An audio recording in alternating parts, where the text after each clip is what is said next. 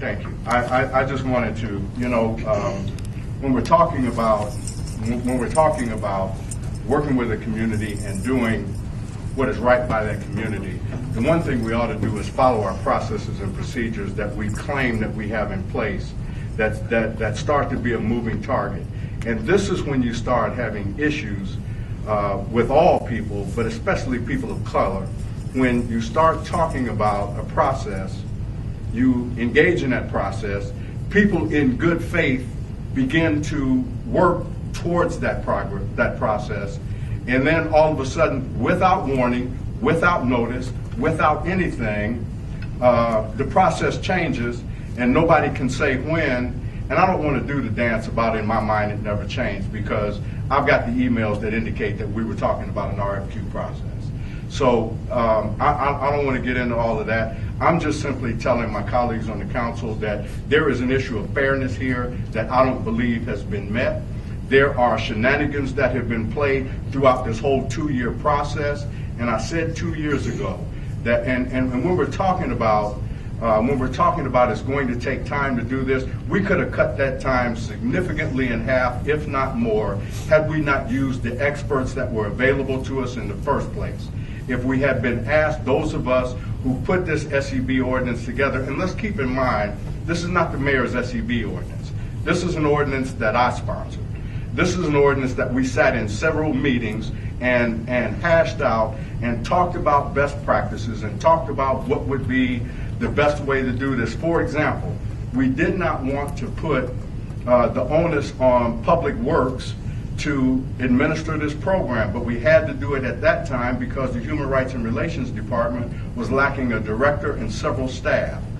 This has all been a questionable game to me, and I am not going to support it. And it does. And I guess I want to finish by just saying, if we're going to start off, if we're going to talk about bringing a community together, if we're going to talk about the chamber being responsive to a community, they ought to start by being fair in the first place and not having all these questions being raised. And the fact that there were emails that were sent that indicated that this was going to be an RFQ process. There were emails that were sent that told me specifically that this was going to be an RFQ process. And then to find out later, all of a sudden, reach, and we're going to do a sole source contract to an entity that has not demonstrated, and I'm sorry, you can say all day long that this is what the chamber does. The fact of the matter is they have no track record in this area. They have no track record that they could say to anyone.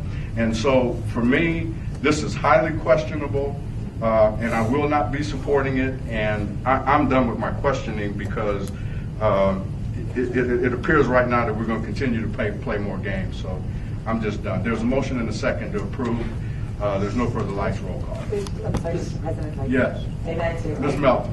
And then I don't want to delay this any longer. I just wanted to call on Mr. Danner just for a quick response to that, because I don't know whether this is going to pass or not, and I understand that you're not supportive of it, but in the event it does pass, I think that Mr. Danner is actually going to be watching this program pretty closely, and I would like him to state kind of what his role is for you and for the rest of the council. Sure.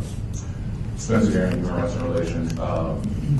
If I may go back real quick first, I misquoted earlier when I said there were only 13 SEBs. There were actually 32 SEBs that listed Omaha Public Schools as a conduit of coming over, so I wanted to make sure that I did clarify that for the record.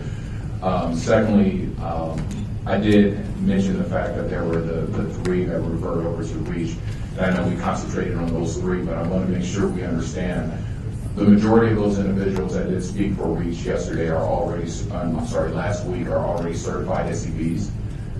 So just because they have only had 2 actually certified by the city, they have assisted small emerging businesses that are currently already certified. And we saw that from last week. The majority of those small emerging businesses that spoke, they being the Omaha Chamber of Commerce REACH program. Those individuals who spoke as proponents last week, the majority of those individuals are already certified with the city. So I just wanted to point that out. I wanted to make sure that was clear that we weren't just saying that there were only 3 as a whole. It's just from a straight certification standpoint.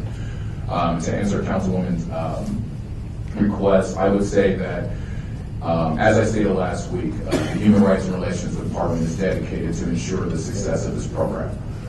We need to ensure, as a partnership, not only with the Chamber of Commerce, with the City Council, and with the administration, that we all have to understand that the individuals that are affected are the small emerging businesses, not the administration, not the Human Rights and Relations Department, and not the City Council. It is the small emerging businesses that are truly benefiting from this program. So we all need to ensure that we're not only all working together, but we ensure that we are holding the Chamber and whoever the Chamber utilizes as partner agents, like the NDF and our biggest companies, or whoever partners with that, with the REACH program.